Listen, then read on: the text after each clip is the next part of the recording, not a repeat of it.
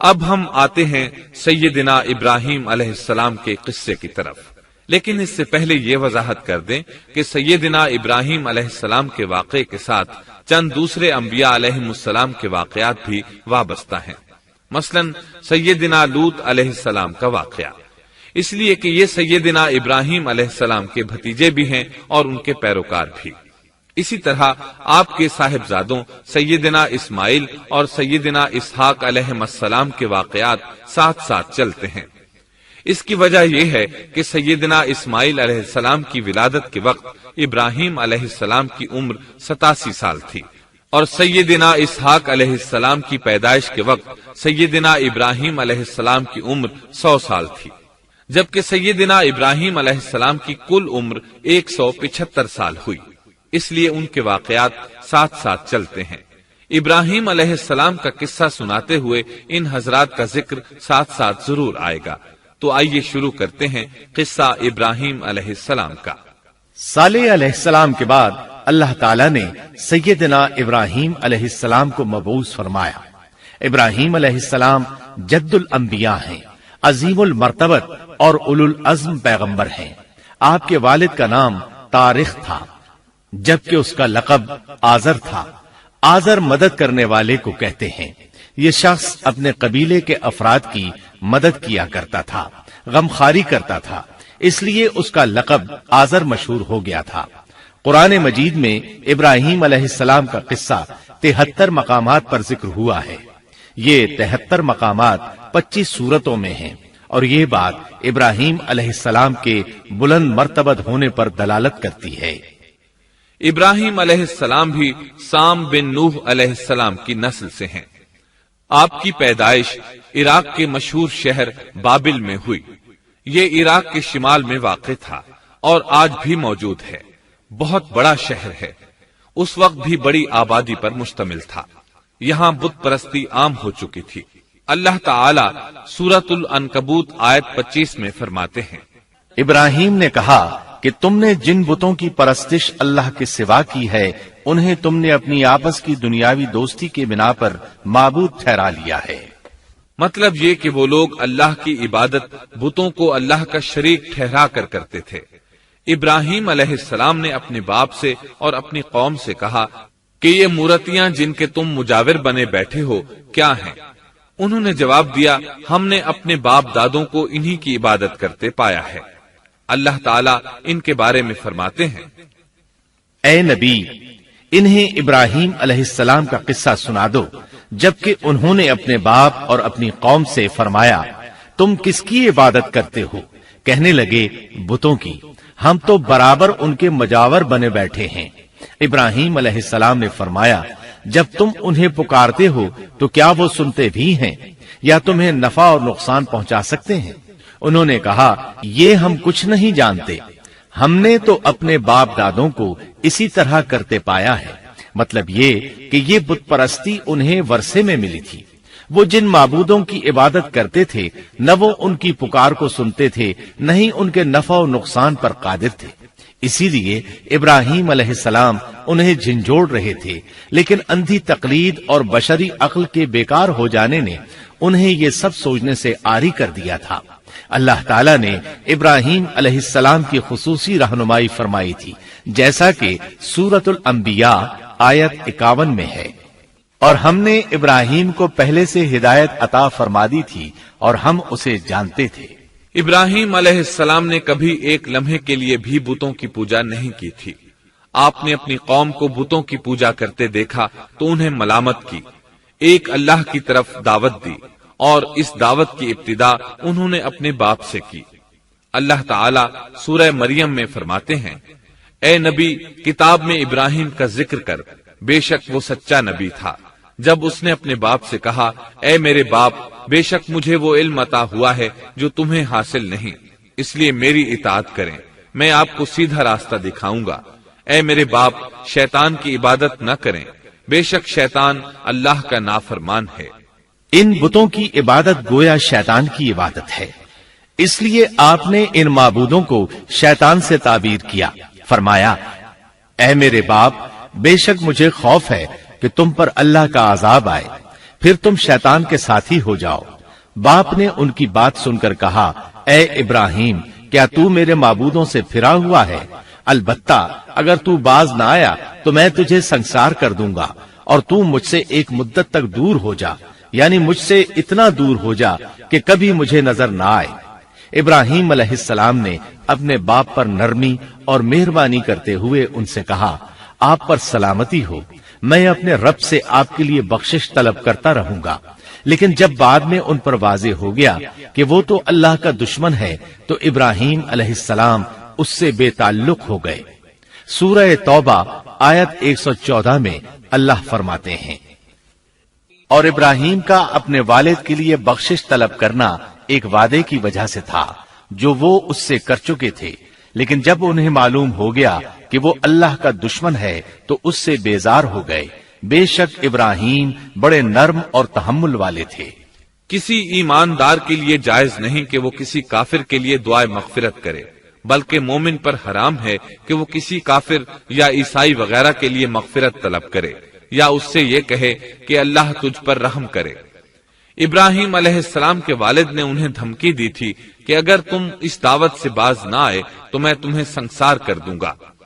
اس کے جواب میں ابراہیم علیہ السلام اپنے والد کے ساتھ انتہائی شفقت سے پیش آئے اور اس سے کہنے لگے، میں آپ کے لیے اپنے رب سے استغفار کرتا رہوں گا، اس لیے کہ آپ اپنے والد پر بے حد مہربان تھے۔ اسی لیے اللہ تعالیٰ بھی ابراہیم علیہ السلام پر بے حد مہربان تھے، اور آپ کا لقب خلیل الرحمن رکھ دیا گیا۔ خلت محبت کا وہ انتہائی درجہ ہے جس کے ساتھ دل محبت سے بھر جاتا ہے، یعنی وہ بہت سے لوگوں سے بڑھ کر اللہ تعالیٰ کو محبوب تھے۔ والد کے سخت جواب کے بعد ابراہیم علیہ السلام نے ان سے علیحدگی اختیار کر لی اور انہیں مخاطب کر کے فرمایا، میں تمہیں چھوڑتا ہوں اور جنہیں تم اللہ کے سوا پکارتے ہو ان کو بھی چھوڑتا ہوں، میں اپنے رب کو پکاروں گا، مجھے امید ہے میں اپنے رب کو پکار کر محروم نہیں رہوں گا۔ آپ اللہ کے پیارے اور پسندیدہ نبی تھے۔ جب آپ نے اپنی قوم کو توحید کی دعوت دی اس وقت آپ نوجوان تھے، آپ کی عمر 16 سال تھی۔ ساتھ میں آپ اس بات پر غور و فکر بھی کرتے کہ آخر یہ لوگ بتوں کی پوجا کیوں کرتے ہیں۔ آپ کا دل ان کے شرک پر بہت کوڑتا۔ آخر آپ نے مصمم ارادہ کر لیا کہ اس شر اور فساد کی جڑ کو کاٹ کر رہیں گے، یعنی ان بتوں کو توڑ کر رہیں گے۔ آپ اپنی قوم کو بتوں کو توڑ دینے کی دھمکی دیتے رہے۔ اس دھمکی کا ذکر اللہ تعالیٰ نے سورۃ الانبیاء آیت 57 میں کیا ہے، اور اللہ کی قسم میں تمہارے بتوں کا علاج کروں گا جب تم پیٹھ پھیر کر جا چکے ہوگے۔ یہ بات ابراہیم علیہ السلام نے پوشیدہ نہیں اعلانیہ کہی تھی۔ آخر انتظار کا وقت ختم ہوا، عید کا دن آ پہنچا۔ عید کے دن وہ لوگ صبح سویرے گھر سے نکلنے سے پہلے کھانا پکا کر اپنے معبودوں کے سامنے رکھتے تھے، پھر شہر سے باہر ایک میدان میں جمع ہوتے، وہاں کھیلتے کودتے خوشیاں مناتے، ناز سے چلتے پھرتے اور کھانا کھاتے۔ شام کو گھروں کی طرف آتے، صبح بتوں کے پاس جو کھانا رکھ گئے تھے اس کو اٹھاتے اور تبرک سمجھ کر کھا جاتے۔ اپنے معمول کے مطابق انہوں نے عید کی تیاری کر لی، لیکن ابراہیم علیہ السلام تیار نہ ہوئے، اس لیے کہ وہ تو ان کے ساتھ جانے کا ارادہ ہی نہیں رکھتے تھے۔ وہ لوگ جانے سے پہلے ابراہیم علیہ السلام کے پاس آئے اور کہنے لگے، کیا آپ ہمارے ساتھ نہیں جائیں گے؟ سیدنا ابراہیم علیہ السلام نے آسمان کی طرف نگاہ کی اور فرمایا، میں بیمار ہوں۔ یہ تمام واقعہ سورۃ الانبیاء آیات 51 تا 58 میں بیان ہوا ہے۔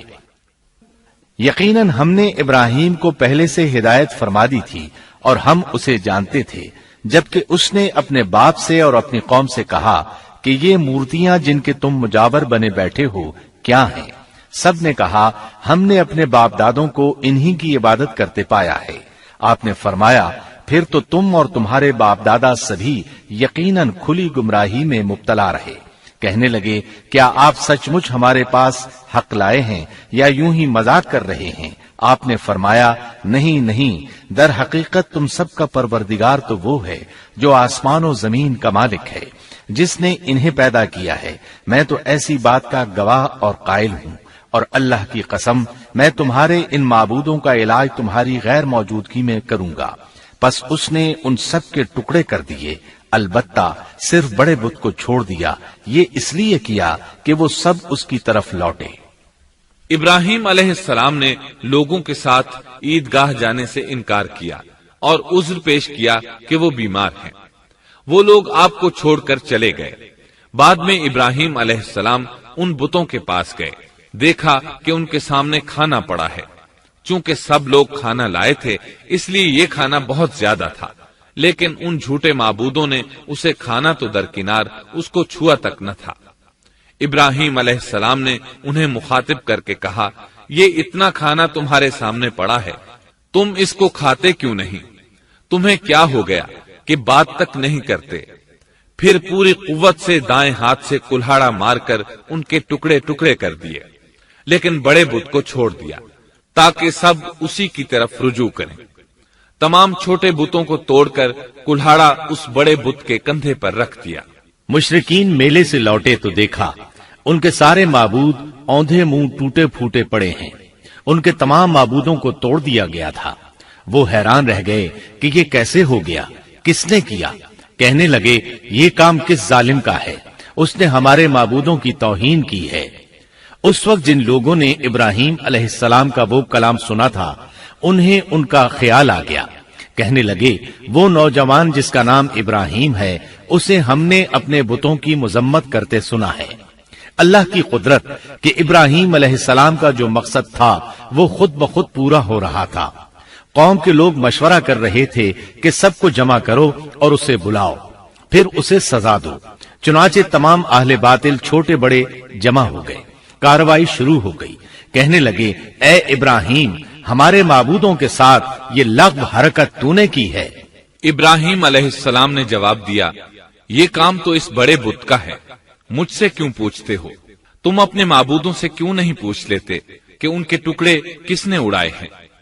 ابراہیم علیہ السلام کا جواب سن کر وہ سب سوچ میں پڑ گئے، پھر کہنے لگے، ہم نے بڑی غلطی کی، اپنے معبودوں کے پاس کسی کو حفاظت کے لیے نہیں چھوڑا۔ اس قدر واضح بات محسوس کر کے بھی وہ ظالم ایمان نہ لائے، بلکہ شیطان نے ان کے دلوں میں وسوسہ ڈالا اور انہوں نے غور و فکر کر کے کہا، اے ابراہیم، کیا تمہیں علم نہیں؟ یہ تو بے زبان ہیں، یہ بول نہیں سکتے۔ اب ابراہیم علیہ السلام نے فرمایا، تب پھر تم اللہ کے سوا اس چیز کی عبادت کرتے ہو جو تمہیں کچھ بھی نفع نہ دے سکے اور نہ نقصان پہنچا سکے۔ تعجب ہے تم پر اور ان پر بھی جنہیں تم اللہ کے سوا پکارتے ہو، کیا تم میں بالکل عقل نہیں؟ اس طرح ابراہیم علیہ السلام نے ان پر حقیقت خوب اچھی طرح واضح کر دی۔ ان سے فرمایا، تم ان کی پوجا کرتے ہو جن کو تم خود تراشتے ہو، یعنی ان کا حال تو یہ ہے کہ تم نے ان کو خود اپنے ہاتھوں سے تراشا اور ان کی عبادت کرنے لگے، جبکہ تمہیں اور تمہاری بنائی ہوئی چیزوں کو اللہ ہی نے پیدا کیا ہے۔ ابراہیم علیہ السلام نے ایک کلہاڑے کی مدد سے ان سب بتوں کو تہس نہس کر دیا تھا۔ یہ اس بات کی واضح ترین نشانی تھی کہ یہ بالکل بے بس ہیں، لیکن اس واضح نشانی کے باوجود وہ اپنے کفر ہی پر ڈٹے رہے اور لگے ابراہیم علیہ السلام کو دھمکیاں دینے۔ کہنے لگے، اس کے لیے ایک آتش کدہ بناؤ اور اسے اس دہکتی آگ میں ڈال دو۔ پھر ان لوگوں نے ایک چٹیل میدان کا انتخاب کیا جہاں مٹی نام کی کوئی چیز نہیں تھی۔ اس میدان کو پتھروں کی باڑ کے ساتھ گھیر دیا گیا۔ پھر سب لوگوں کو حکم دیا گیا کہ وہ لکڑیاں جمع کر کے اس گھیری ہوئی جگہ میں رکھیں۔ چنانچہ سب لوگ لکڑیاں جمع کر کے وہاں لانے لگے، یہاں تک کہ عورتوں اور بچوں نے بھی اس کام میں بڑھ چڑھ کر حصہ لیا۔ میدان میں اتنی لکڑیاں جمع ہو گئیں کہ زمین نظر نہیں آتی تھی۔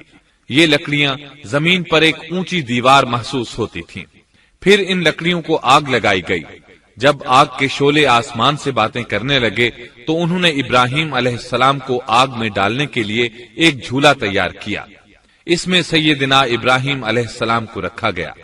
اس وقت آپ نے یہ دعا پڑھی، حسبنا اللہ ونعم الوکیل، ہمیں اللہ کافی ہے اور وہی بہترین کارساز ہے۔ یہ کلمہ ہر محتاج اور مصیبت زدہ کو پڑھنا چاہیے۔ بخاری میں ہے، رسول اللہ صلی اللہ علیہ وسلم نے فرمایا، حسبنا اللہ و نعم الوکیل ابراہیم علیہ السلام نے اس وقت فرمایا تھا جب انہیں آگ میں پھینکا جانے لگا تھا۔ مطلب یہ کہ ہم اللہ ہی پر بھروسہ کرتے ہیں، اس کے سوا ہمارا کسی پر بھروسہ نہیں۔ بعض روایات میں یہ بھی ہے کہ جب ابراہیم علیہ السلام کو آگ میں ڈالا جانے لگا تو جبریل علیہ السلام آئے اور کہا، اے ابراہیم، کوئی حاجت ہے تو میں حاضر ہوں۔ ابراہیم علیہ السلام نے فرمایا، اگر تم اپنی مرضی سے آئے ہو تو مجھے تمہاری کوئی ضرورت نہیں۔ ایک دوسری روایت میں ہے کہ بارش کے فرشتے نے حاضر ہو کر کہا تھا، اے ابراہیم، مجھے حکم دیجئے، میں بارش برسا کر اس آگ کو بجھا دوں۔ لیکن ایسی تمام روایات ضعیف ہیں۔ یوں بھی اللہ کا حکم ان سے پہلے کام کرنے والا تھا۔ اللہ تعالیٰ سورہ انبیاء آیت 69 اور 70 میں فرماتے ہیں، ہم نے کہا، اے آگ ابراہیم پر ٹھنڈی ہو جا اور سلامتی والی ہو جا۔ گو انہوں نے ابراہیم کا برا چاہا لیکن ہم نے انہیں ہی نقصان پانے والا کر دیا۔ چنانچہ جب ابراہیم علیہ السلام کو آگ میں ڈالا گیا تو وہ ٹھنڈی ہو گئی۔ ابن عباس رضی اللہ عنہما فرماتے ہیں، اگر اللہ تعالیٰ آگ سے یہ نہ فرماتے کہ سلامتی والی ٹھنڈی ہو جا تو وہ اس قدر سرد ہو جاتی کہ اس کی ٹھنڈک سے تکلیف محسوس ہوتی۔ گویا آگ بھی اللہ کے حکم کے بغیر نہیں جلا سکتی، چھری اللہ کے حکم کے بغیر نہیں کاٹ سکتی، اس لیے کہ یہ بھی اللہ کی مخلوق ہیں اور ان کی قدرت بھی اللہ کے پاس ہے۔ وہ چاہے تو ان کو قدرت عطا کر دے، چاہے تو قدرت واپس لے لے۔ آگ کو ٹھنڈا ہونے کا حکم ہوا، وہ ٹھنڈی ہو گئی۔ اس نے نہ ابراہیم علیہ السلام کے کپڑے جلائے، نہ جسم کے کسی حصے کو کوئی نقصان پہنچایا، صرف وہ رسیاں جلائیں جن سے آپ کو باندھا گیا تھا۔ سبحان اللہ۔ لوگ آگ کے گرد اس انتظار میں کھڑے تھے کہ جو ہی انہیں آگ میں پھینکا جائے گا وہ جل کر راکھ ہو جائیں گے، لیکن وہ یہ دیکھ کر حیران رہ گئے کہ ابراہیم علیہ السلام بڑے ناز سے آگ کے درمیان بیٹھے ہیں۔ بعض روایات میں ہے کہ ابراہیم علیہ السلام فرمایا کرتے تھے، مجھے ان دنوں جو راحت اور سکون حاصل تھا ویسا آگ سے نکلنے کے بعد نہیں ہوا۔ لوگ اس معجزے کو دیکھ کر حیرت زدہ تھے۔ پھر ابراہیم علیہ السلام آگ سے نکلے۔ اتنا بڑا معجزہ دیکھنے کے باوجود لوط علیہ السلام کے سوا کوئی شخص پورے بابل شہر سے ان پر ایمان نہ لایا۔ اللہ تعالیٰ فرماتے ہیں، پس ابراہیم پر لوط ایمان لائے۔ مطلب یہ کہ پوری بستی سے لوط علیہ السلام تھے جو آپ پر ایمان لائے تھے، باقی تمام لوگ کفر ہی پر ڈٹے رہے۔ ابراہیم علیہ السلام ان کا رویہ دیکھ کر نا امید ہو گئے کہ اس سے بڑھ کر یہ کون سا معجزہ دیکھنا چاہتے ہیں۔ ان کے بتوں کو توڑ دیا گیا، اپنی آنکھوں سے اللہ کی نشانی ان لوگوں نے دیکھی، پھر بھی یہ ایمان نہیں لائے، چنانچہ آپ نے وہاں سے ہجرت کا ارادہ فرما لیا۔ اس وقت بابل پر نمرود نامی بادشاہ کی حکومت تھی۔ کہا جاتا ہے کہ زمین کے بیشتر حصے پر اسی کی حکمرانی تھی۔ جب اس کے پاس یہ خبریں پہنچیں کہ ابراہیم علیہ السلام کو آگ میں ڈالا گیا لیکن آگ نے انہیں نہیں جلایا تو اس نے ابراہیم علیہ السلام کو اپنے دربار میں پیش کرنے کا حکم دیا۔ ابراہیم علیہ السلام کو وہاں لایا گیا۔ نمرود نے ان سے ان کے رب کے بارے میں سوال کیا۔ اللہ تعالیٰ سورۃ البقرہ آیت 258 میں فرماتے ہیں، کیا تو نے اس شخص کو نہیں دیکھا جس نے ابراہیم سے اس کے رب کے متعلق جھگڑا کیا، اس لیے کہ اللہ نے اسے سلطنت دی تھی۔ ایک روایت میں ہے کہ 4 بادشاہوں نے زمین کے بیشتر حصے پر حکمرانی کی ہے، ان میں سے ایک نمرود ہے۔ نمرود اپنے وقت کا حاکم و بادشاہ تھا۔ ابراہیم علیہ السلام سے جب اس کی اللہ تعالیٰ کے بارے میں بات چیت ہوئی تو ابراہیم علیہ السلام نے کہا، میرا رب وہ ہے جو زندہ کرتا ہے اور مارتا ہے۔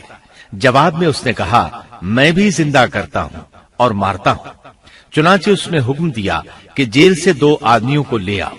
جیل سے 2 ایسے آدمیوں کو لایا گیا جن کے لیے سزائے موت کا فیصلہ ہو چکا تھا۔ اس نے ان میں سے ایک کے قتل کا حکم دیا، دوسرے کو معاف کر دیا۔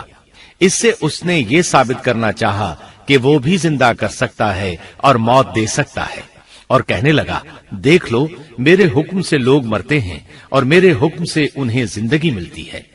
اس کی بات سن کر ابراہیم علیہ السلام نے غور کیا کہ اگر وہ اس سے موت و حیات کے باریک فلسفے پر بحث کریں گے تو نمرود کا مقصد پورا ہو جائے گا اور میرا مقصد پورا نہیں ہو پائے گا۔ اس لیے بحث و مباحثے کی بجائے کوئی مضبوط دلیل پیش کر دی جائے تاکہ حق و باطل کے درمیان فرق واضح ہو جائے۔ چنانچہ آپ نے فرمایا، بے شک اللہ سورج کو مشرق سے لاتا ہے، تو اس کو مغرب سے لے آ۔ کافر بادشاہ یہ سن کر مبہوت رہ گیا، اس کا سر جھک گیا۔ اللہ تعالیٰ فرماتے ہیں تب وہ کافر حیران رہ گیا اور اللہ نا انصافوں کو سیدھی راہ نہیں دکھاتا۔ ان تمام باتوں کے بعد نمرود کو یہ معلوم کرنے کی ضرورت نہیں رہی کہ ابراہیم علیہ السلام آگ سے کیسے نجات پا گئے، کیونکہ حقیقت اس پر آشکار ہو چکی تھی۔ وہ جان گیا تھا کہ اصل معاملہ کیا ہے۔ چنانچہ اس نے ابراہیم علیہ السلام سے کہا، آپ اس ملک سے نکل جائیے، ہم آپ کو یہاں نہیں رہنے دیں گے۔ ابراہیم علیہ السلام نے عراق کو خیر بات کہا اور شام کی طرف ہجرت کر گئے۔ یہاں آ کر وہ حران نامی بستی میں مقیم ہوئے۔ اسی جگہ آپ نے اپنے چچا ہاران کی بیٹی سیدہ سارہ علیہ السلام سے شادی کی۔ اللہ تعالیٰ اس ہجرت کے بارے میں فرماتے ہیں، اور ہم اسے یعنی ابراہیم اور لوط کو بچا کر اس زمین کی طرف لے آئے جس میں ہم نے جہان کے لیے برکت رکھی تھی۔ جب آپ حران کے مقام پر پہنچے تو وہیں ٹھہر گئے، وہیں رہنے لگے۔ یہاں آ کر آپ کا شمار بنو حران میں ہونے لگا۔ آپ لوگوں کو اسی شہر میں رہنے کی دعوت دیتے۔ اس شہر کے لوگ بتوں کی پوجا نہیں کرتے تھے بلکہ ستاروں کو پوجتے تھے۔ ابراہیم علیہ السلام نے جب ان کی یہ حالت دیکھی تو ارادہ کر لیا کہ ان لوگوں کو بتائیں گے کہ ستاروں کی عبادت کرنا باطل ہے۔ یہ لوگ چونکہ نجوم پرست تھے اس لیے ان کی عبادت کا وقت رات کو ہوتا تھا، اور یہ لوگ رات کے وقت عبادت کرتے تھے کیونکہ ان کے معبود یعنی ستارے رات ہی کو طلوع ہوتے ہیں۔ چنانچہ ابراہیم علیہ السلام انہیں یہ دکھانے کے لیے کہ ان چیزوں کی عبادت باطل ہے ایک دن ان کے ساتھ نکلے۔ اللہ نے آسمان کے دروازے کھول دیے تو ابراہیم علیہ السلام نے چاند، ستاروں، سیاروں اور آسمان و زمین کی سلطنت کو دیکھا۔ اللہ تعالیٰ نے ابراہیم علیہ السلام سے تمام پردے ختم کر دیے جو عام طور پر لوگوں کی آنکھوں پر ہوتے ہیں، اور انہوں نے وہ کچھ دیکھا جسے آج کی رصد گاہیں بھی نہیں دیکھ سکتی۔ اللہ تعالیٰ سورۃ الانعام آیت 75 میں فرماتے ہیں، اور اسی طرح ہم نے ابراہیم کو آسمان اور زمین کی سلطنت کا مشاہدہ کرا دیا تاکہ وہ یقین کرنے والوں میں سے ہو جائے۔ بعض مفسرین نے لکھا ہے کہ یہ سب کچھ اللہ تعالیٰ نے ابراہیم علیہ السلام کو اس لیے دکھایا تھا کہ وہ ستاروں کی پرستش کرتے تھے۔ پھر اللہ تعالیٰ نے اپنی عبادت کی طرف ان کی رہنمائی فرمائی۔ جن مفسرین نے یہ بات لکھی وہ غلطی پر ہیں، کیونکہ ایک جلیل القدر رسول کے متعلق ایسا گمان کرنا کبیرہ گناہ ہے۔ آسمان اور زمین کی سلطنت اور دیگر معجزات دکھانے کے بعد اللہ تعالیٰ فرماتے ہیں، آسمان اور زمین کی پیدائش یقیناً انسان کی پیدائش سے بہت بڑا کام ہے۔ اللہ تعالیٰ ایک دوسرے مقام پر فرماتے ہیں، آسمان اور زمین میں بہت سی نشانیاں ہیں جن سے یہ منہ موڑ کر گزر جاتے ہیں۔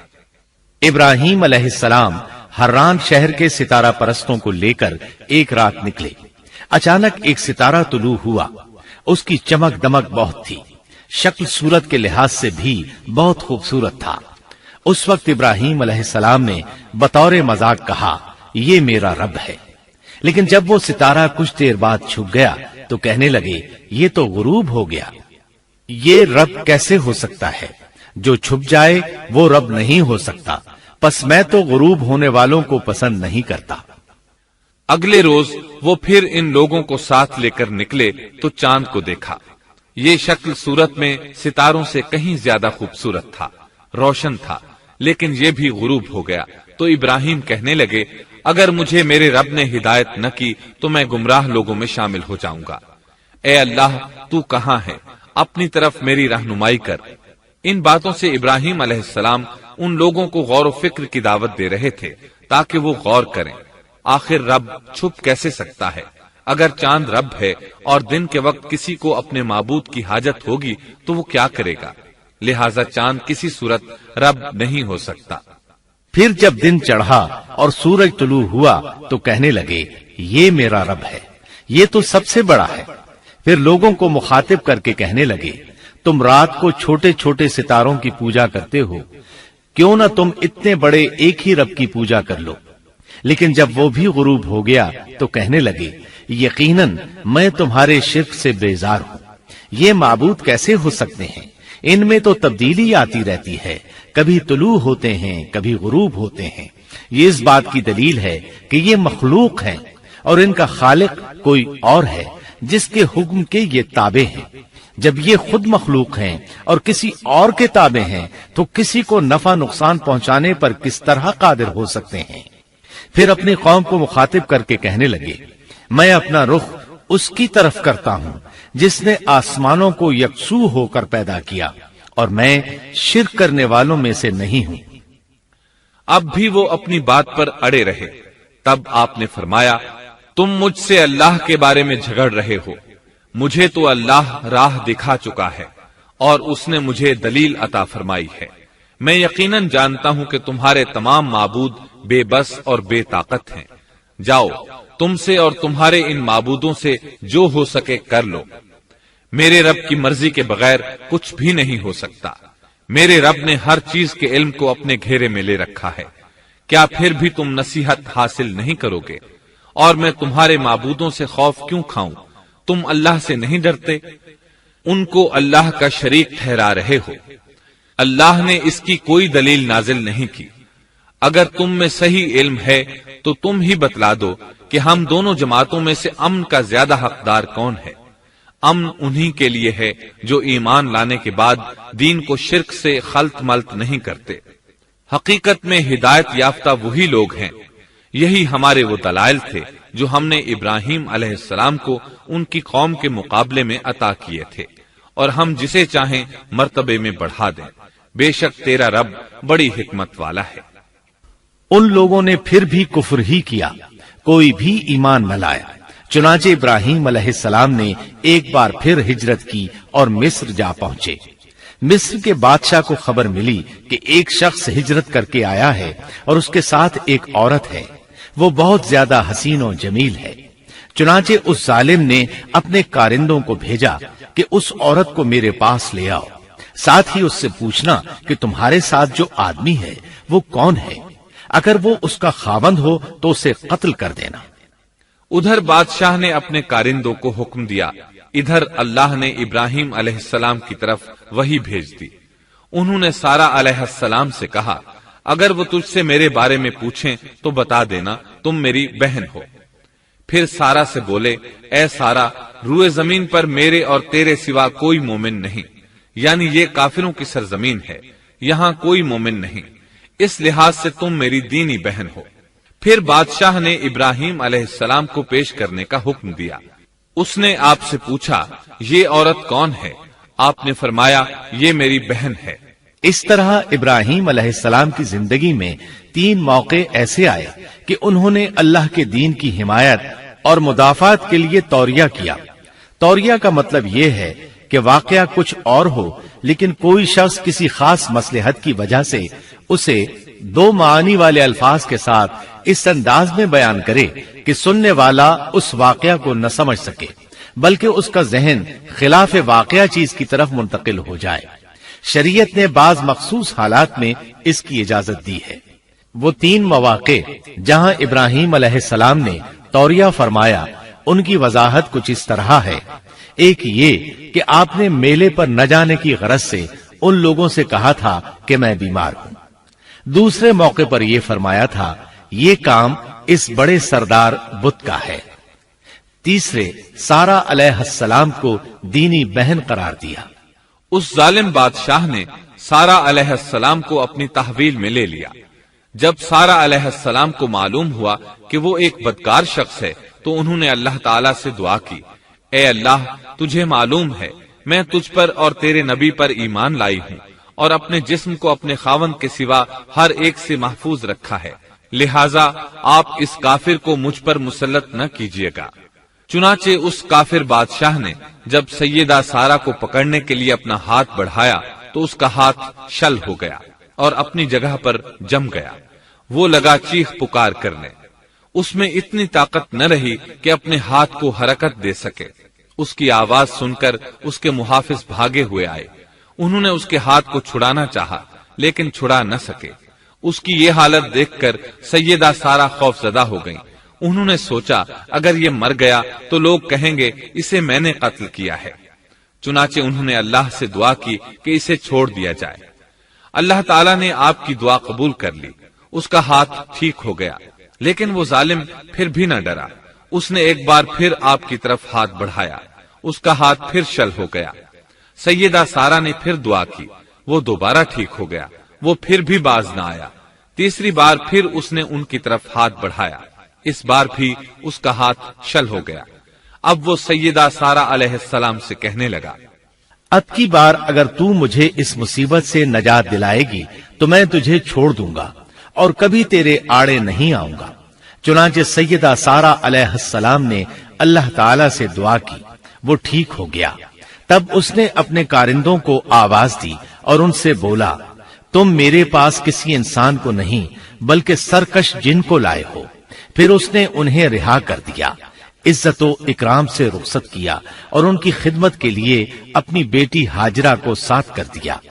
سارہ علیہ السلام واپس لوٹی تو دیکھا کہ ابراہیم علیہ السلام نماز پڑھ رہے ہیں۔ نماز کے بعد انہوں نے پوچھا، سارہ اس نے تمہارے ساتھ کیا سلوک کیا؟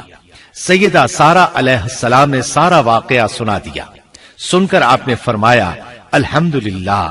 پھر بولے، اب ہم یہاں نہیں رہیں گے بلکہ واپس جائیں گے۔ چنانچہ آپ ایک بار پھر فلسطین میں آ گئے، وہیں اپنی زندگی بسر کرنے لگے۔ اب ہم آگے بڑھتے ہیں۔ جب آپ فلسطین میں مستقل طور پر رہائش پذیر ہوئے تو لوط علیہ السلام بھی آپ کے ساتھ تھے۔ لوط علیہ السلام آپ کے بھتیجے تھے، ان کے والد کا نام ہاران تھا۔ یہ بچپن ہی سے سیدنا ابراہیم علیہ السلام کے زیر سایہ رہے، انہی کے ہاں پرورش پائی، اس لیے دین حق فوراً قبول کر لیا۔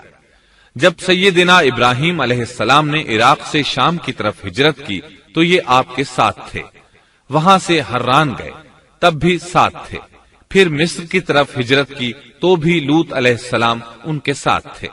آخر کار جب آپ نے مصر کو بھی خیر بات کہا اور فلسطین آ گئے تب بھی یہ ساتھ تھے۔ اب ابراہیم علیہ السلام نے لوط علیہ السلام کو حکم دیا کہ وہ بستی سدوم کی طرف چلے جائیں، اس لیے کہ اس بستی کے لوگ کفر کی انتہائی گہرائی میں جا چکے ہیں، انہیں کفر و شرک سے نکالنے کے لیے وہاں جائیں، انہیں اللہ کے احکام سنائیں، اللہ کی طرف دعوت دیں۔ چنانچہ لوط علیہ السلام تو اس طرف روانہ ہو گئے اور ادھر فلسطین میں صرف 3 مسلمان رہ گئے، ابراہیم علیہ السلام، ان کی زوجہ محترمہ سیدہ سارہ اور سیدہ ہاجرہ علیہم السلام، وہیں رہائش پذیر رہے اور لوگوں کو مسلسل اللہ کی طرف دعوت دیتے رہے۔ یہاں یہ بے شمار مال و دولت کے بھی مالک بن گئے۔ جب ان کی عمر 85 یا 86 سال ہوئی تو سارہ علیہ السلام نے سوچا، میں بانجھ ہوں، میرے خاوند بوڑھے ہیں لیکن اولاد کی تمنا ہے، تو کیوں نہ میں اپنی لونڈی ہاجرہ ہدیے اور تحفے کے طور پر ابراہیم علیہ السلام کو دے دوں۔ چنانچہ ہاجرہ ابراہیم علیہ السلام کو مل گئیں، انہوں نے ان سے شادی کر لی۔ اللہ رب العزت نے جلد ہی ان کے وطن سے آپ کو اسماعیل علیہ السلام عطا فرمائے۔ ہاجرہ علیہ السلام کے ماں بننے پر اور ان کی اولاد کو دیکھ کر سیدہ سارہ علیہ السلام کو فطری طور پر غیرت کا احساس ہوا۔ اللہ کی قدرت دیکھیے، خود ہی انہیں ہاجرہ کو تحفے میں دیا تاکہ اولاد حاصل ہو، اور جب وہ ماں بن گئیں تو اب غیرت محسوس کر رہی ہیں۔ اپنی اس کیفیت سے مجبور ہو کر سیدہ سارہ نے ابراہیم علیہ السلام سے کہا، آپ مجھے اس کے ساتھ ایک جگہ پر نہ رکھیں۔ مورخین اور سیرت نگار لکھتے ہیں کہ ہاجرہ علیہ السلام ایک نطاق پہنا کرتی تھی، یعنی وہ جسم کے درمیان ایک لمبا کپڑا لٹکا لیتی تھی تاکہ وہ کپڑا گھسٹ گھسٹ کر قدموں کے نشانات مٹا دے اور سارہ کو نظر نہ آئے، کیونکہ سارہ غیرت کی حد کو پہنچ چکی تھی۔ ابراہیم علیہ السلام نے جب سارہ علیہ السلام کے اندر غیرت کے آثار دیکھے تو ہاجرہ کو ان کی نگاہوں سے دور کر دیا۔ ادھر اللہ کا حکم بھی نازل ہو گیا کہ اپنی بیوی ہاجرہ اور دودھ پیتے بچے اسماعیل کو ساتھ لے لیں اور مکہ کی طرف رخ کر لیں۔ ابراہیم علیہ السلام مکہ کی طرف روانہ ہوئے، یہاں تک کہ مکہ پہنچ گئے۔ یہ جگہ اس وقت بالکل ویران اور بے آباد تھی، نہ کوئی انسان تھا نہ پانی، نہ نباتات کے آثار تھے، غرض کوئی چیز نظر نہیں آتی تھی، بس پہاڑوں کے درمیان ایک بے آب و گیاہ میدان تھا۔ یہی وہ مقدس اور تاریخی وادی تھی جہاں ابراہیم علیہ السلام اپنی زوجہ اور لخت جگر کو چھوڑ کر واپس پلٹے۔ سیدہ ہاجرہ علیہ السلام کو بہت حیرت ہوئی، انہیں یہ امید نہیں تھی کہ ان کے خاوند انہیں ایک بے آباد جگہ تنہا چھوڑ کر چل دیں گے، اس پر بچے کی ذمہ داری الگ تھی۔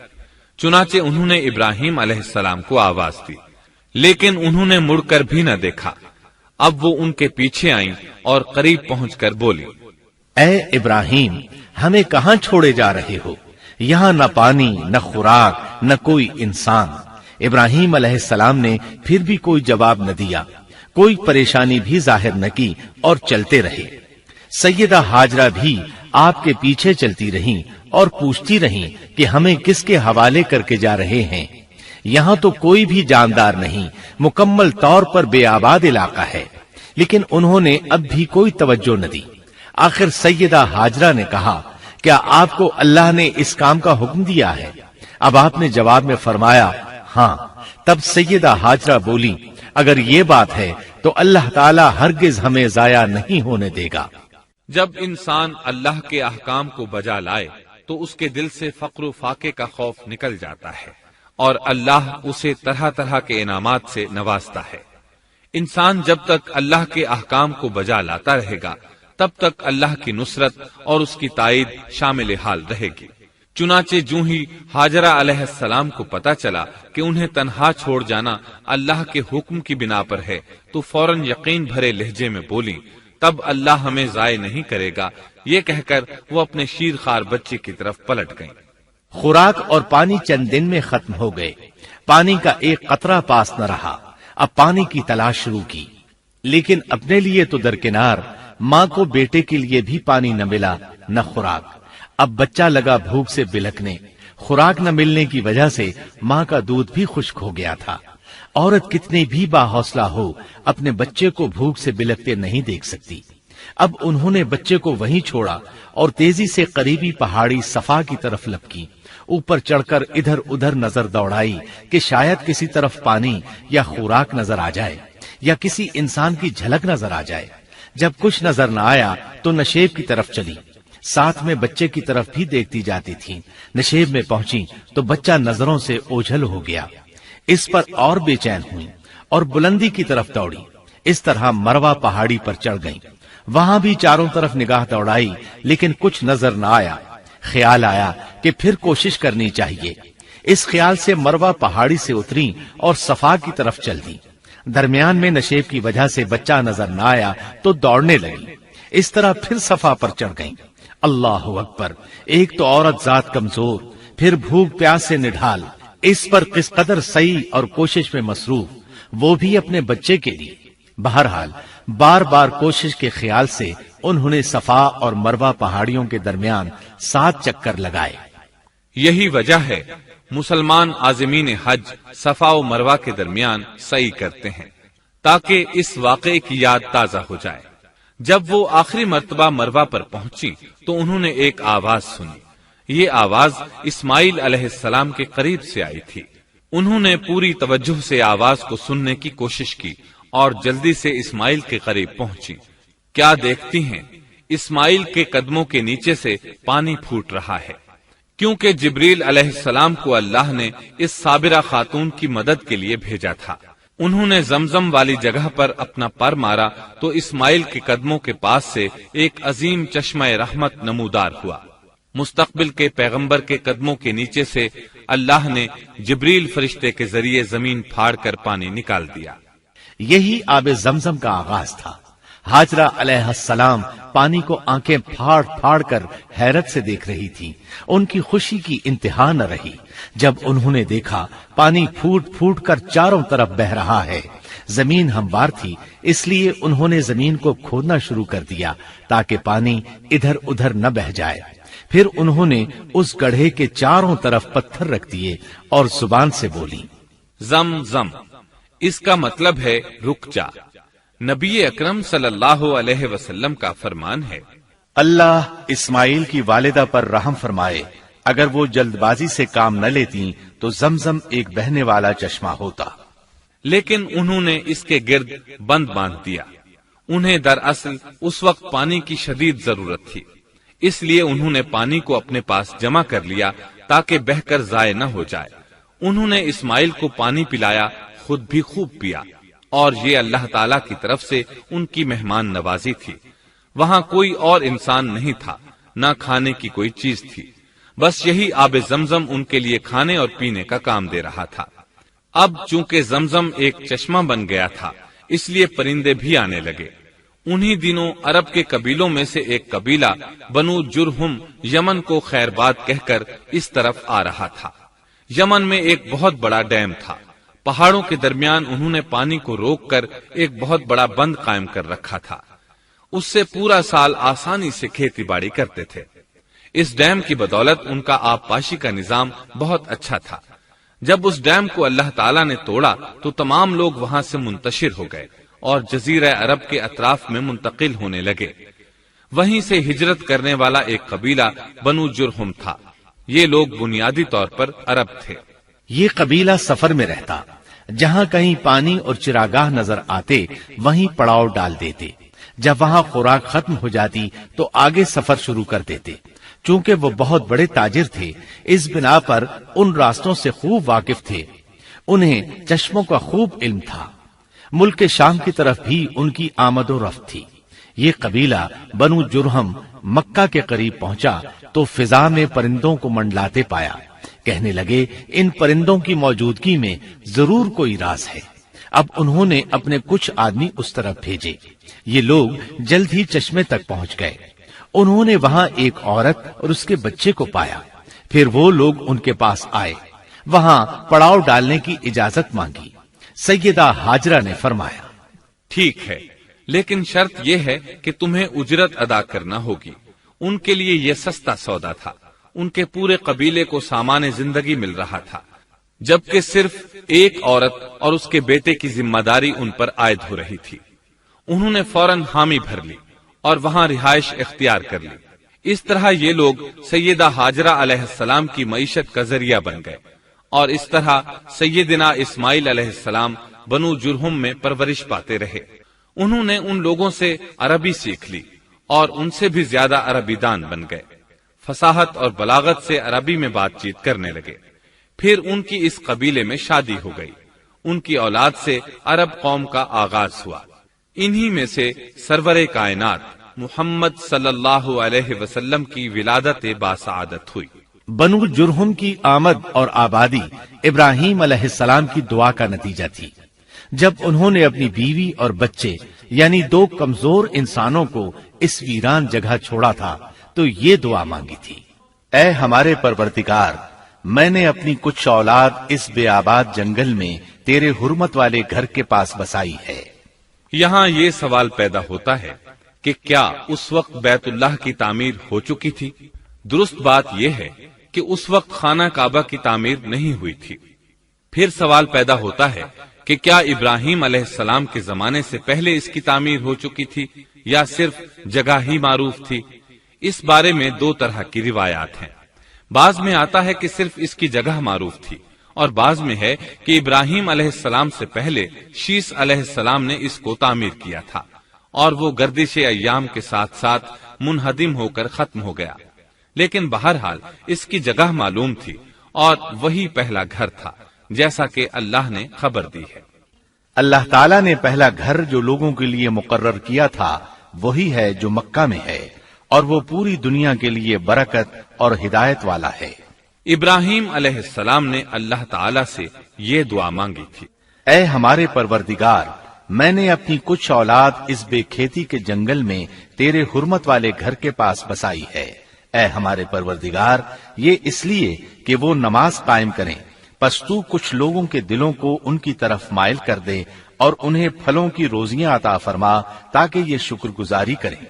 دن گزرتے رہے اور اسماعیل علیہ السلام بنو جرہم کے ماحول میں عمر کی منزلیں طے کرتے رہے، اور وہ ہوش سنبھالنے کے قریب ہو گئے۔ ابراہیم علیہ السلام ہر سال ایک دو بار اپنے گھرانے کی دیکھ بھال کے لیے چکر لگاتے تھے، جب اسماعیل علیہ السلام نے ہوش سنبھالا تو ایک بار پھر ایک عظیم آزمائش کا وقت آ گیا۔ ہوا یوں کہ ایک مرتبہ ابراہیم علیہ السلام مکہ تشریف لائے، ایک جگہ آرام کے لیے بیٹھے کہ نیند کی وادی میں پہنچ گئے۔ نیند میں انہوں نے خواب دیکھا کہ اپنے لخت جگر کو اپنے ہاتھ سے ذبح کر رہے ہیں، ساتھ ہی آنکھ کھل گئی۔ ابراہیم علیہ السلام جانتے تھے کہ انبیاء کرام کے خواب حقیقت ہوتے ہیں، اللہ کی طرف سے وحی ہوتے ہیں، اور شیطان کسی صورت ان کے خواب میں نہیں آ سکتا، لہذا انہوں نے اس خواب کے مطابق عمل کرنے کا پختہ ارادہ کر لیا، کسی قسم کی پریشانی کا شکار نہ ہوئے۔ اللہ رب العزت نے اس عظیم اور تعجب خیز واقعے کا قرآن مجید میں ذکر کرتے ہوئے فرمایا، اور ابراہیم نے کہا میں تو ہجرت کر کے اپنے پروردگار کی طرف جانے والا ہوں، وہ ضرور میری رہنمائی کرے گا۔ اے میرے رب، مجھے نیک بخت اولاد عطا فرما۔ تو ہم نے ایک بردبار بچے کی بشارت دی۔ پھر جب بچہ اتنی عمر کو پہنچا کہ اس کے ساتھ چلنے پھرنے لگا تو ابراہیم نے کہا میرے پیارے بیٹے، میں نے خواب دیکھا ہے کہ میں تجھے ذبح کر رہا ہوں، اب تو بتا تیری کیا رائے ہے؟ یہاں سوال پیدا ہوتا ہے کہ ابراہیم علیہ السلام نے اسماعیل علیہ السلام سے مشورہ کیوں لیا؟ وہ چاہتے تو اسماعیل کو سوتے میں ذبح کر دیتے، اس طرح اللہ کا حکم بجا لاتے۔ وہ بیٹے کے پاس کیوں گئے اور ان سے مشورہ کیوں لیا؟ جی ہاں، یہ مسئلہ یاد رکھنے کے قابل ہے کہ ہر مسلمان پر لازم ہے کہ وہ اپنے دوسرے مسلمان بھائی کو اجر و ثواب میں شامل کرنے کی کوشش کرے۔ ابراہیم علیہ السلام نے بیٹے کو ثواب میں شامل کرنے کے لیے انہیں اللہ کے حکم سے آگاہ کیا، یہ نہ چاہا کہ میں اکیلا ہی اجر لیتا رہوں، بلکہ دوسرے کی خیر خواہی کو پیش نظر رکھا۔ والدین کے لیے آپ کے اس انداز میں نصیحت موجود ہے، یہ کہ اولاد کو ثواب کے مواقع فراہم کریں، ان کی صحیح تربیت کریں، اگر صدقہ کرنے کا موقع ملے تو بچوں کے ذریعے صدقہ کرائیں تاکہ انہیں بھی اللہ کے راستے میں خرچ کرنے کی عادت پڑے۔ جب کسی دینی مجلس میں بیٹھنے کا موقع ملے تو اپنی اولاد کو بھی ساتھ لے کر جائیں۔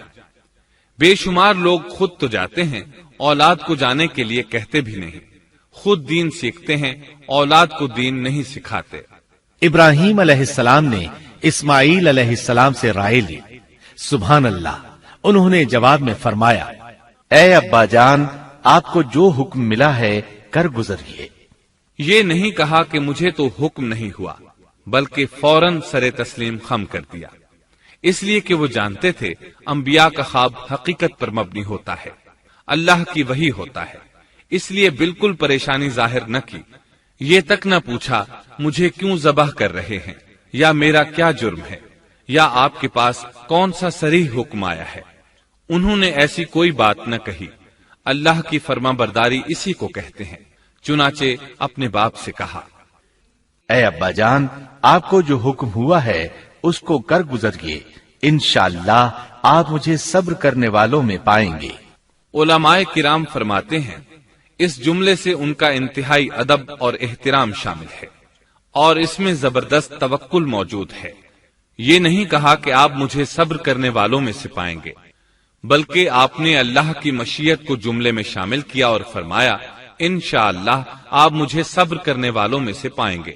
لہذا مسلمانوں کو دھوکے میں نہیں پڑنا چاہیے، یہ نہ کہے میں سفر کروں گا، میں فلاں کام کروں گا، میں فلاں کام کے کرنے کی طاقت رکھتا ہوں، بلکہ یوں کہے اللہ نے چاہا تو میں سفر کروں گا، اللہ نے چاہا تو فلاں کام کروں گا۔ اپنے علم اور طاقت کے دھوکے میں پڑنا سراسر نادانی ہے۔ ہر چیز کا تعلق اللہ سے قائم کرے، جیسا کہ اللہ تعالیٰ فرماتے ہیں اور ہرگز ہرگز کسی کام پر یوں نہ کہنا کہ میں اسے کل کروں گا، مگر ساتھ ہی انشاءاللہ کہہ لینا۔ اپنی زبان کو اللہ کے ذکر سے سجا کر رکھو اور ہمیشہ اپنے معاملات کو اللہ کی طرف لوٹاؤ۔ بہرحال باپ بیٹا دونوں ہی مصمم ارادے کے ساتھ اللہ کا حکم پورا کرنے کے لیے پیش ہو گئے۔ اسماعیل علیہ السلام نے اپنے والد محترم سیدنا ابراہیم علیہ السلام سے کہا جب آپ مجھے ذبح کرنے لگیں تو میری پیشانی کو زمین پر رکھ دیجیے گا تاکہ آپ کو میرا چہرہ نظر نہ آئے اور کہیں آپ کے ہاتھ رک نہ جائیں، چہرہ دیکھ کر آپ پر شفقت پدری غالب نہ آ جائے۔ اب ابراہیم علیہ السلام نے بیٹے کی پیشانی پکڑ کر زمین پر لٹا دیا، جیسا کہ اللہ تعالی نے فرمایا۔ جب دونوں مطیع ہو گئے اور ابراہیم نے اسے پیشانی کے بل لٹا دیا، اب انہوں نے چھری پکڑی اور گردن پر چلا دی، لیکن چھری نے گردن نہ کاٹی، بالکل اسی طرح جیسے آگ نے ابراہیم کو نہیں جلایا تھا، اس لیے کہ چھری میں کاٹنے کی طاقت اور آگ میں جلانے کی صلاحیت اللہ کے حکم کے بغیر نہیں آ سکتی۔ اللہ نے دونوں سے یہ طاقتیں سلب کر لیں۔ اب ابراہیم زور لگا رہے ہیں، ادھر اسماعیل علیہ السلام کہہ رہے ہیں، ابا جان جلدی کیجئے، چھری چلائیے۔ اللہ تعالیٰ نے اس واقعے کا ذکر یوں فرمایا ہے، جب وہ دونوں مطیع ہو گئے اور ابراہیم نے اسے پیشانی کے بل لٹا دیا۔ اس مطیع ہونے سے مراد اللہ کے حکم کو نافذ کرنا ہے۔ اب ظاہر ہے مطیع تو وہ پہلے بھی تھے، لیکن یہاں اسلما یعنی مطیع ہونے سے مراد کامل اسلام ہے۔ نہایت واضح اور حقیقی اسلام مراد ہے، اس لیے کہ کامل اسلام وہی ہوتا ہے جس میں بغیر کسی تردد اور توقف کے اللہ کے امر اور نہی کی تصدیق کی جائے۔ یہ تھا حقیقی اسلام۔ ہاں تو چھری چلتی رہی، گلا نہ کٹا، اس لیے کہ امتحان اور آزمائش کی تکمیل ہو چکی تھی۔ یہ بات ثابت ہو چکی تھی کہ اللہ کا حکم نافذ کرنے میں دونوں پوری طرح کوشاں ہیں۔ اللہ تعالیٰ بھی فرما برداری ہی کا صلہ عطا فرماتے ہیں۔ چنانچہ آواز آئی، قد صدقت الرؤيا، ہم نے اسے پکارا، اے ابراہیم تو نے خواب کو سچ کر دکھایا، یقیناً ہم اسی طرح نیکوکاروں کو جزا دیا کرتے ہیں۔ یقیناً یہ ایک کھلی آزمائش تھی۔ تاریخ کا ایک عظیم ترین امتحان اور کڑی آزمائش دنیا کو آج بھی حیرت میں ڈال دیتی ہے۔ کون ہے جو بیٹے کو ذبح کرنے پر تیار ہو جائے، خاص طور پر اس صورت میں جب اولاد بھی اکلوتی ہو، جس کی وجہ سے 86 سال کے بعد آنگن میں بہار آئی ہو۔ پھر اس کی قربانی کا بھی واضح حکم نہیں دیا گیا تھا، اشارتاً خواب میں رہنمائی کی گئی تھی۔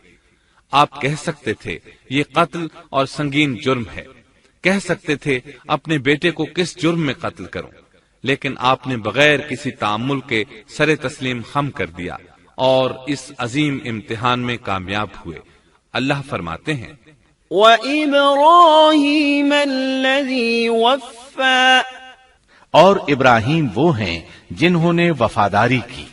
اس آیت میں یہ نہیں بتایا گیا کہ کس چیز میں وفاداری کی، اس لیے کہ وہ تو ہر معاملے میں مکمل طور پر وفاداری کا مظاہرہ کر چکے تھے۔ آگ میں ڈالے جانے والا معاملہ، بیوی اور بچے کو لق و دق میدان میں چھوڑ آنے کا معاملہ، پھر ذبح کا امتحان، تعمیر بیت اللہ کی مشقت، غرض ہر معاملے میں وفادار تھے، حتیٰ کہ اپنا مال اللہ کے راستے میں خرچ کرنے میں اس قدر وفادار کہ ابو زیفان کے لقب سے مشہور ہو گئے۔ اس کا معنی ہے مہمان نواز۔ کسی مہمان کو دسترخوان پر اپنے ساتھ بٹھائے بغیر ایک لقمہ نہیں کھاتے تھے، باہر نکلتے مہمان تلاش کرتے، پھر اس کے ساتھ مل کر کھانا کھاتے، مہمان نہ ملتا تو سخت غمگین ہو جاتے۔ اس طرح انہوں نے اللہ کے ہر حکم کی پاسداری کی۔ ذبح والے اس امتحان کا اللہ نے انہیں کیا صلہ دیا؟ اللہ فرماتے ہیں، ہم نے اسے عظیم ذبیحے کا بدلہ عطا کیا۔ ہاں تو ہم بتا رہے تھے چھری نے گلا نہ کاٹا۔ ایسے میں ابراہیم علیہ السلام نے ایک آواز سنی، آواز پیچھے سے آئی تھی۔ انہوں نے مڑ کر دیکھا، جبریل علیہ السلام نظر آئے۔ وہ آسمان سے ایک مینڈھا لے کر آئے تھے، دنیا کے مینڈھوں میں سے نہیں بلکہ جنت کا مینڈھا لائے تھے۔ سیدنا عبداللہ بن عباس رضی اللہ عنہما سے روایت ہے کہ وہ مینڈھا جنت میں 40 سال تک چرتا رہا۔ سفید رنگ، کشادہ آنکھوں، خوبصورت سینگوں والا حسین و جمیل مینڈھا تھا۔ بہرحال یہ ابراہیم علیہ السلام کی وفاداری کا بدلہ تھا جو اسماعیل علیہ السلام کے فدیے میں دیا گیا، اور پوری امت مسلمہ کے لیے حکم ہو گیا کہ اللہ کی رضا کے لیے قربانی اور ہدی پیش کرتے رہیں۔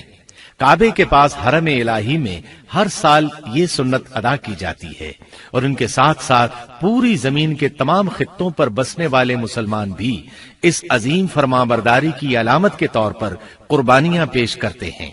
مینڈھے کے ذکر کا مطلب یہ ہے کہ ہم سنت ابراہیمی پر گامزن ہو جائیں، یہ مینڈھا ہمیں اللہ کے لیے قربانی کا سبق دیتا ہے۔ ہمیں چاہیے سنت ابراہیمی کی اقتدا کرتے ہوئے ہم اپنی جانوں، اپنی اولاد اور اپنے مالوں کو اللہ کی راہ میں قربان کرنے کے لیے تیار ہو جائیں۔ اللہ تعالیٰ فرماتے ہیں، اور ہم نے اسے عظیم ذبیحہ عطا کیا اور ہم نے اس کا پچھلوں میں ذکر خیر چھوڑا، سلامتی ہو ابراہیم پر۔ اسی طرح ہی ہم نیکوکاروں کو جزا دیتے ہیں، یقیناً وہ ہمارے مخلص بندوں میں سے تھا۔ اور اسی طرح اللہ فرماتے ہیں، اور ہم نے اسے نیکوکار نبی اسحاق کی ولادت کی خوشخبری سنائی۔ یہ خوشخبری فلسطین کی طرف واپس لوٹنے کے بعد سنائی گئی۔ ایک اکلوتے بیٹے کی قربانی کے لیے تیار ہو جانے کے صلے میں اور سارہ علیہ السلام کی عظمت اور تکریم کے مد نظر اللہ تعالی نے اسحاق کی خوشخبری سنا دی۔ یہ آیت ذبح کے واقعے کے بعد اللہ تعالی نے ذکر فرمائی ہے، اس لیے معلوم ہوا پچھلی آیات میں اسحاق کے علاوہ کسی اور بیٹے کا ذکر ہوا ہے، اور وہ اسماعیل علیہ السلام ہی تھے، جبکہ یہودی روایات میں اسحاق علیہ السلام کو ذبیح قرار دیا جاتا ہے۔ یہ بالکل غلط ہے۔ ذبح کے واقعے کے بعد اسحاق علیہ السلام کی بشارت مل رہی ہے، پھر بھلا وہ پیدا ہونے سے پہلے ہی ذبیح کیسے بن گئے؟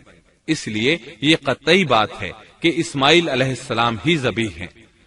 اس کے کئی اور بھی دلائل ہیں جن کے ذکر کرنے کا یہاں موقع نہیں۔ بہرحال اس عظیم آزمائش میں بے مثال کامیابی کے بعد ابراہیم علیہ السلام فلسطین آئے اور 120 سال کی عمر میں اسحاق علیہ السلام کی بشارت ملی، جبکہ سارہ علیہ السلام کی عمر 90 سال تھی۔ ان پر بڑھاپا طاری ہو چکا تھا۔ ایسے میں 3 فرشتے آئے، وہ تو قوم لوط کی تباہی کے لیے آئے تھے۔ راستے میں اللہ کے حکم سے ابراہیم علیہ السلام اور ان کی اہلیہ سارہ کو خوشخبری سنائی، اور اس غرض کے لیے وہ انسانی شکل میں آئے تھے۔ ابراہیم علیہ السلام تو پہلے ہی بہت مہمان نواز تھے، انہیں دیکھ کر بہت خوش ہوئے کہ مہمان آ گئے۔ فرشتوں نے انہیں سلام کیا۔ ابراہیم علیہ السلام نے سلام کا جواب دیا۔ وہ حیرت زدہ تھے کہ یہ لوگ ان کی بستی کے رہنے والے تو ہیں نہیں، لیکن ان پر سفر کے نشانات بھی نہیں ہیں، جیسا کہ دور سے چل کر آنے والوں میں ہوتے ہیں، نہ ان کے پاس سواریاں ہیں۔ قرآن مجید میں آتا ہے، فرشتوں نے سلام کیا تو ابراہیم نے بھی سلام کیا اور دل میں خیال کیا یہ اجنبی لوگ ہیں۔ پھر وہ اپنی مہمان نوازی کی عادت کے مطابق انہیں اندر لے آئے، ان کے لیے کھانے کا انتظام کیا۔ اللہ تعالیٰ فرماتے ہیں، ہمارے بھیجے ہوئے فرشتے ابراہیم کے پاس خوشخبری لے کر آئے تو انہوں نے سلام کیا۔ ابراہیم نے سلام کا جواب دیا اور فوراً بھنا ہوا بچڑا لے آئے، اور بچڑا بھی موٹا تھا۔ ان کے سامنے کھانا پیش کیا، لیکن وہ بھلا کب کھانے کی طرف ہاتھ بڑھانے والے تھے۔ یہ دیکھ کر ابراہیم علیہ السلام نے خوف محسوس کیا کہ کہیں یہ دشمن نہ ہو۔ اس وقت فرشتوں نے کہا، ابراہیم نہ ڈر، ہم تو قوم لوط کی طرف بھیجے گئے ہیں۔ جب انہوں نے یہ باتیں کی تو سارہ علیہ السلام پاس کھڑی تھی، وہ ہنسنے لگی۔ وہ خوش خبری سے پہلے کیوں ہنس پڑی؟ علماء اس بارے میں کہتے ہیں کہ جب انہوں نے سنا یہ فرشتے لوط علیہ السلام کی بستی کو تباہ کرنے جا رہے ہیں تو ان کے خاتمے کی خبر سن کر وہ ہنستی۔ اس کے بعد فرشتوں نے یہ خوشخبری سنائی، ہم نے اسے اسحاق کی پیدائش کی خوشخبری دی اور اسحاق کے بعد یعقوب پوتے کی بھی خوشخبری دی۔ بہت جلد ہی ہم اسحاق سے تیری ویران گود کو آباد کریں گے، اور تو اپنی زندگی میں اس کے بیٹے یعقوب کو بھی دیکھ لے گی۔ اب 3 بشارتیں جمع ہو گئیں، بیٹا پیدا ہوگا، لمبی عمر ملے گی یعنی بیٹا جوان ہوگا، اور پھر وہ اپنے پوتے کو بھی دیکھے گی۔ اس سے بڑھ کر کیا عزت اور تکریم ہو سکتی ہے؟ اس لیے جب نبی کریم صلی اللہ علیہ وسلم سے پوچھا گیا کریم یعنی عزت والا کون ہے، تو آپ نے فرمایا کریم بن کریم بن کریم بن کریم، یعنی یوسف بن یعقوب بن اسحاق بن ابراہیم علیہ السلام۔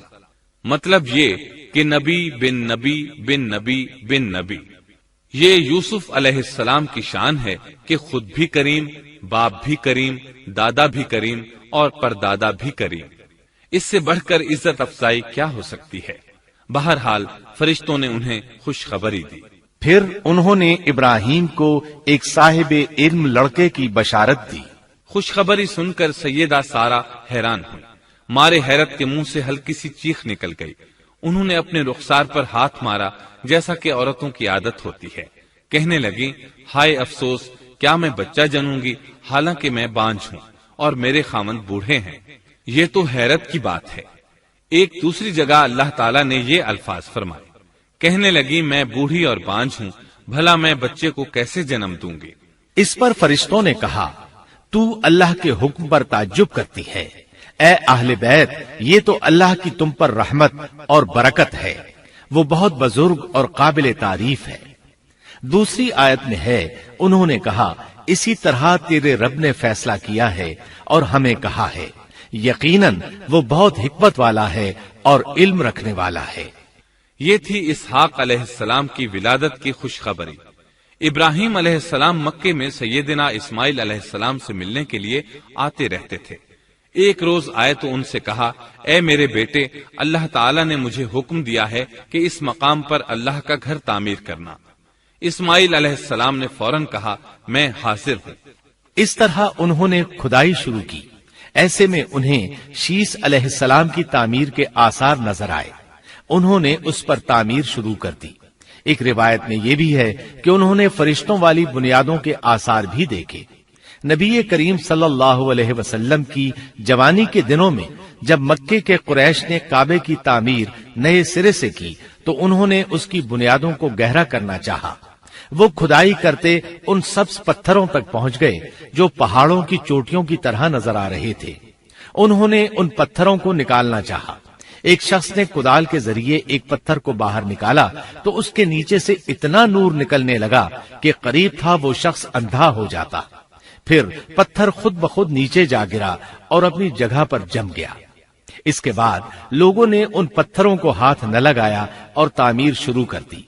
قرآن مجید میں تعمیر کعبہ اور بیت اللہ کا تذکرہ اس طرح آیا ہے، اور جب ہم نے بیت اللہ کے مکان میں ابراہیم کو جگہ دی اور فرمایا کہ میرے ساتھ شرک نہ کرنا اور میرے گھر کو طواف، قیام اور رکوع و سجود کرنے والوں کے لیے پاک رکھنا، اور فرمایا، بے شک لوگوں کے لیے جو پہلا گھر تعمیر کیا گیا ہے وہ مکہ میں ہے، وہ جہان والوں کے لیے برکت اور ہدایت کا ذریعہ ہے، اس میں واضح نشانیاں ہیں، مثلا مقام ابراہیم، تو جو کوئی حرم میں داخل ہوگا وہ امن میں آ جائے گا۔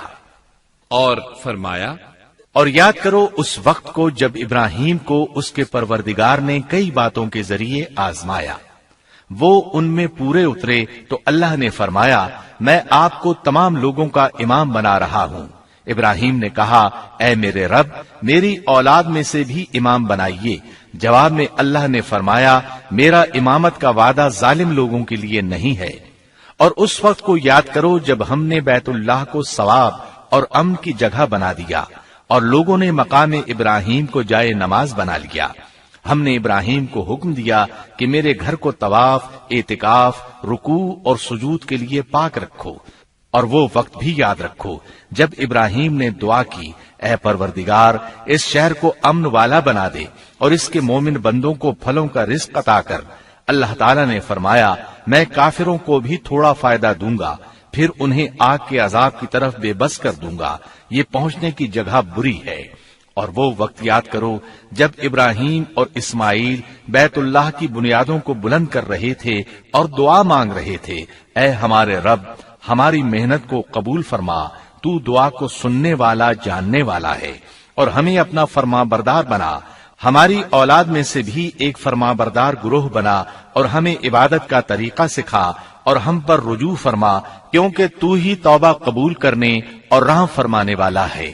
اے ہمارے رب، ان لوگوں میں انہی میں سے ایک رسول بھیج جو ان پر تیری آیات کی تلاوت کرے اور انہیں کتاب و حکمت سکھائے، انہیں پاک کرے، یقیناً تو غالب حکمت والا ہے۔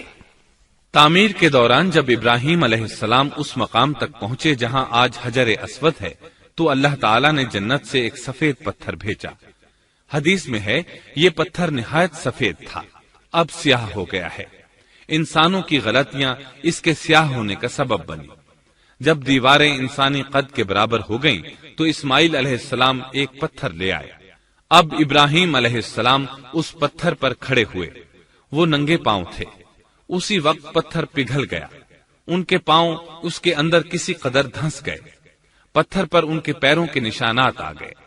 اسی پتھر کو آج مقام ابراہیم کہا جاتا ہے۔ پہلے یہ پتھر بیت اللہ کی دیواروں کے ساتھ رکھا گیا تھا۔ جب لوگ طواف کے لیے آتے تو سیدنا ابراہیم کے پیروں کے نشانات دیکھنے کے لیے یہاں ہجوم ہو جاتا۔ اس طرح طواف کرنے والوں کو دقت کا سامنا ہوتا۔ سیدنا عمر رضی اللہ عنہ نے صحابہ کرام کے مشورے سے اس پتھر کو اس جگہ سے قدرے ہٹا کر نماز کی صفوں کے قریب کر دیا تاکہ طواف کرنے والوں کو دقت نہ ہو۔ یہ مقام بہت مقدس ہے۔ اللہ نے فرمایا ہے، تم مقام ابراہیم کو جائے نماز مقرر کر لو۔ مقام ابراہیم کے قریب اس کے پیچھے ہو کر نماز پڑھنے کا موقع مل جائے تو لازماً وہاں 2 رکعت ادا کیا کرو۔ موقع نہ ملے تو پھر پوری مسجد حرام میں طواف سے فراغت والی 2 رکعت پڑھ لیا کرو۔ اس طرح کعبہ تعمیر ہوا۔ تب نیا حکم آیا، لوگوں میں جو استطاعت رکھے اس پر اللہ کے لیے حج بیت اللہ فرض ہے، اور جو شخص جان بوجھ کر اعراض کرے تو اللہ جہانوں سے بے نیاز ہے اور اسے اس کی کوئی پرواہ نہیں۔ ادھر ابراہیم علیہ السلام کو اللہ تعالی کی طرف سے اشارہ ہوا، لوگوں میں حج کا اعلان کر دیں۔ ابراہیم علیہ السلام کہنے لگے، اللہ میری آواز بھلا کس کس تک پہنچے گی؟ جواب آیا، آپ کے ذمے آواز لگانا ہے، پہنچانا ہمارا کام ہے۔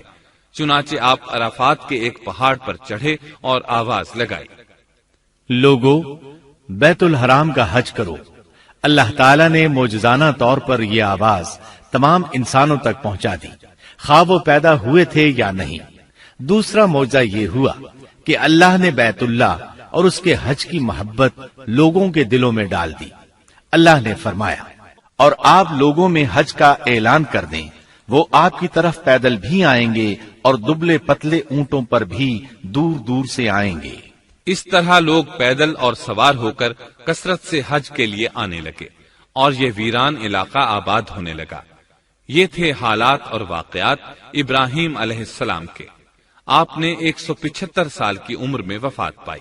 آپ سے پہلے سیدہ ہاجرہ علیہ السلام نے وفات پائی اور ان کی وفات سے کچھ ہی عرصہ بعد سیدہ سارہ علیہ السلام 127 سال کی عمر میں فوت ہو گئیں۔